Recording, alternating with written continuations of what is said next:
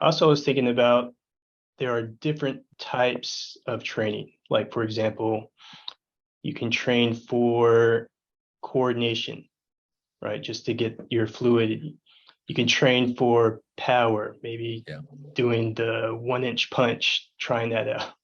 Hmm. Or you can train for endurance, Yeah. or even the arms training, right? For just for toughening, Hmm. maybe Conditioning. Yeah. yeah, conditioning, maybe hitting the bag for Yeah. Yeah. hours. Um, in your opinion, what would be, and also speed, right? Yeah. Speed as well. So, but there's probably too many to too much to train or to count. But Yeah. in your opinion, what's gives you the best bang for your buck, or where should you start? Like, what's the Yeah. hierarchy? Well, I'm not sure if there's a hierarchy per se. Um, Maybe if there is at the top of the hierarchy within the martial A of martial actuality, right? If that's your right, the hierarchy, the pyramid is different for each person, each school, right? And so let's say my bias is okay, let me put martial actuality up there, which is functionality, right? So lower on, maybe at the yeah, and we can rank those 5 A's, right? Maybe at the bottom is the acrobatic part, the aesthetics. I don't care really what it looks like per se in terms of like floweriness or elaboration. Again, all good. I love dance, right? Dance has a lot of movements which are unnecessary or even dangerous, right? In a self-defense situation, martial dance, right? More the art of martial art.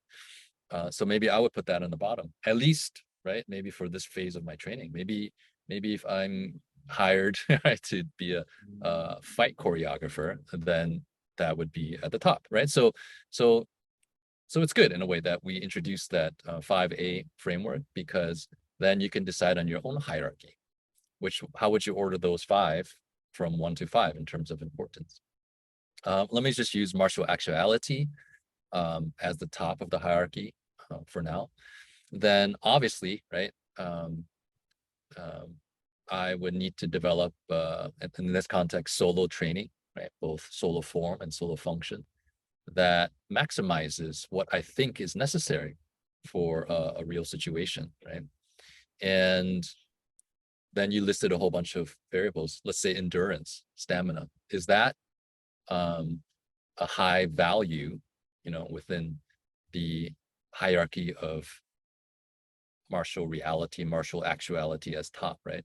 Do I think I need the ingredient, right? Now I'm cooking, okay?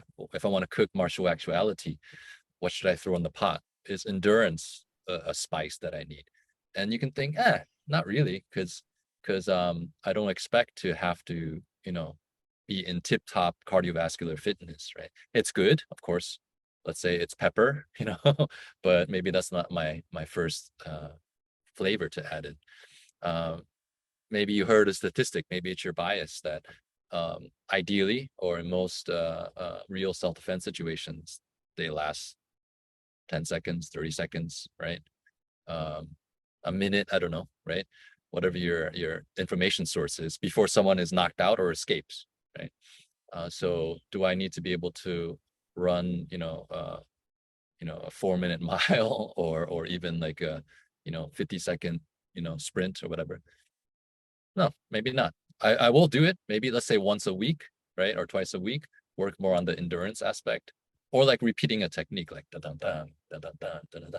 Do I have to be able to do that, 1,000 times in a row?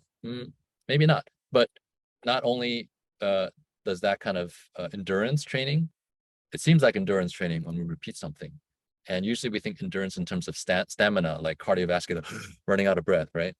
Um, I would say repetition for me is not so much for endurance training, because I don't expect to have to repeat a technique 100 times, even 10 times, right? That means in a way it's pretty low function, or the opponent is just scary, right? Like I already hit him, 5 times and he's still not, out of commission enough for me to get out of the way. Yeah. So then again, that's low function, right? If self-defense function is like let's define it: maximum results, maximum impact, minimal time, right? Meaning ideally with one strike, right, that the person stops, right?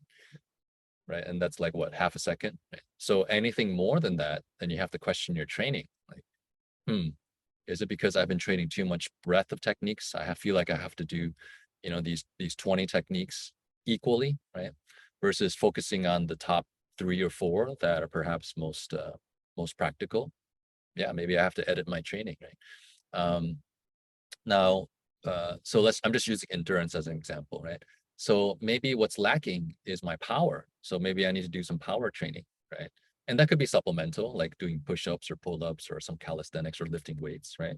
It's just like my muscles are, my maximum strike, right? With my physiology is only, whatever, 100 pounds of force and, or 80 pounds of force. And that leaves something to be desired, right? My impact, right? Maximum impact per moment, you know, okay, it's my muscular system that's lacking. And so I emphasize that, right?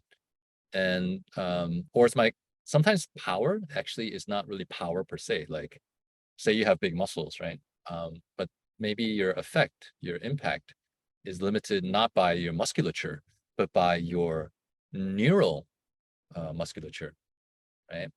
Meaning your nervous system uh, energy and coordination. Are you able to calm yourself, right? Calm your autonomic nervous system, right? Because if your nervous system is like in fight or flight, then it's not optimal to then coordinate. Right? You lose fine motor control. Again, these things come up with adrenaline and such, right? So you do lose fine motor control. Maybe you need to focus more on your nervous system, calming yourself down, right? So doing maybe intensive training workout, but checking in with your interoception. How am I breathing, right? Am I still aware? Am I getting into tunnel vision? Am I losing my wits, right? So again, these are very self-defined. You know, it depends on which of the 5 A's is your hierarchy, and even how you cook it, right? Which ingredient you think is most important for, let's say, your martial athletics or your martial acrobatics. Maybe stretching, right? For the acrobatics, like, I want to learn to do like a spinning kick 720, but my hips are tight, right? So maybe stretching should be your main kind of modality until you achieve that goal, which then can change, right? And so it's very flexible. So I guess, what we're kind of offering to people is kind of, the variables, and hopefully they can receive what we're offering and then cook up their own meal, so to speak, that's tasty for them, because what's good for me or you actually may be irrelevant for someone else. Yeah, something that I do more nowadays is warming up or doing some type of Yeah. mobility or flexibility just for, as you get older or you've been training for a while, things get tight.